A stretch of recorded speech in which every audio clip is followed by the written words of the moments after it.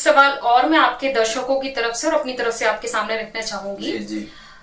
हम जिस पद्धति से फलित करते हैं उसमें हम पिता का जो भाव है वो दशम भाव से हम उसका फलित करते हैं। इसी तरह से दक्षिण भारतीय ज्योतिष पद्धति में पिता का जो भाव है वो नवम भाव लेते हैं। कई बार आपके वीडियोस में भी आपने कहीं दशम भाव को पिता का भाव देते हुए प्राथमिकता दी है, कभी आपने नवम भाव को पिता का भाव देते हुए प्राथमिकता दी है। तो कई बार इससे दर्शकों को एक कंफ्यूजन होता है कि हम कौन सा भाव एक्चुअल में लें, कि पिता के लिए हम दशम लें या नवम लें। सर, इसके बारे में कुछ आप थोड़ा सा क्लियर करेंगे? मतलब आपका कंफ्यूजन कुल इतना है कि पिता का भाव कौन सा है। जी बिल्कुल। तो ये बात सही है कि दक्षिण भारत में नवम को ही पिता का भाव लेते हैं और हमारे उत्तर भारत में दशम भाव को पिता का भाव माना गया है। और एक तरह से देखें तो ये सही भी है। सही किस सेंस में है कि चतुर्थ भाव माता का है। जी। तो चतुर्थ से सप्तम सप्तम उसका स्पाउस हुआ तो पिता का हुआ। बिल्कुल। फिर अब ये राज क्या है कि नवम भाव पिता का। जी।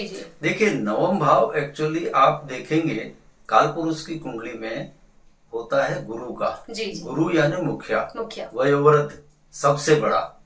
तो आप यहाँ पर जब तक जातक का दादा जिंदा है, आप समझ लिए, मतलब अगर पिता घर का मुखिया बन गया है तो फिर पिता के लिए नवम भाव के कारक तो लागू पड़ेंगे। ये मैंने एक नहीं सैकड़ों कुंडलियों में देखा है कि जो आदमी घर का मुखिया बन गया तो उसके लिए नवम भाव ही, क्योंकि वो वहां पे गुरु हो गया, मतलब मुखिया हो गया है, तो वहां पे नवम भाव ही लागू पड़ेगा। और जब तक ग्रैंडफादर है, जब तक आप दशम भाव से देखिए। मैंने कई कुंडलियों में देखा है कि किसी जातक का नवम भाव बुरी तरह से कमजोर हो रहा है, खत्म हो रहा है, वहां पे पिता की मृत्यु हो गई। जी। और अब यहाँ उलझन पड़ती है। लेकिन जब उससे पूछा गया कि भाई तुम्हारे दादाजी हैं, वो कहता नहीं सर, दादाजी तो 20 साल पहले ही चले गए। तो ये ध्यान रखिए, जब तक जो घर का मुखिया है वही नवम है, आप मुख्य रूप से ये समझ लीजिए। तो इसमें ज्यादा कंफ्यूज होने की जरूरत नहीं है।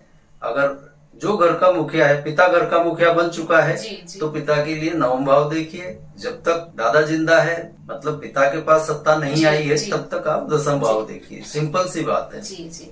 इसका मेरा भी व्यक्तिगत अनुभव है। आज से करीबन 2.5 साल पहले मेरे जब फादर इन लॉ जो थे वो नहीं रहे और मैं उस समय ज्योतिष सीख ही रही थी, तो मैं भी एकदम से कंफ्यूज हो गई, क्योंकि मेरे जो हस्बैंड है उनका नवम भाव पीड़ित था। तो मैं जिस तरह से देख रही थी उसको, वो तो दशम भाव पीड़ित होना चाहिए था। पर तब जब मेरी आपसे बात हुई, आपने भी वो कुंडली बहुत विचार उस पर किया था, तब ये समझ में आया कि क्योंकि मेरे फादर, मतलब जो फादर इन लॉ हैं उनके फादर नहीं है, तो उस हिसाब से हमारी फैमिली के जो मुखिया थे वो हमारे फादर इन लॉ थे। तो इसीलिए वो नवम भाव पीड़ित होने पर, मेरे हस्बैंड के नवम भाव पीड़ित होने पर हमारे जो ससुर साहब हैं उस समय पे उनका देहांत हुआ था।